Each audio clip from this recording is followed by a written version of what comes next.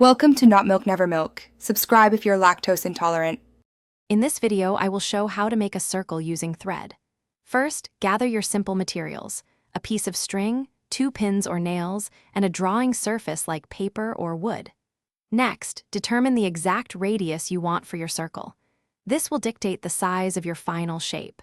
Finally, firmly secure 1 pin or nail at the precise center point where you want your circle to originate. Now, let's prepare your thread.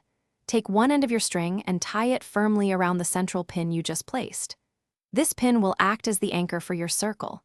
Then, carefully measure along the string from the central pin and make a clear mark at the exact length of your desired radius. Finally, tie your second pin or pencil securely to the string at this marked point, ensuring it can move freely. With your setup complete, it's time to draw. Hold the second pin or pencil upright and keep the string consistently taut. This tension is crucial for accuracy.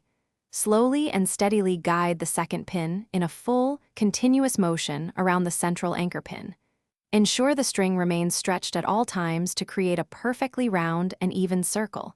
Take your time for the best results. For the best results, here are a few helpful tips. Always use a non-stretchy string, such as a strong cotton or nylon thread, to ensure your radius remains consistent throughout the drawing process. Before committing to your final project, practice drawing a few circles on scrap material. This helps you get a feel for maintaining even tension. You can easily create circles of various sizes by simply adjusting the length of your string. Thanks for watching. If this was helpful, leave a like and consider subscribing. See you next time.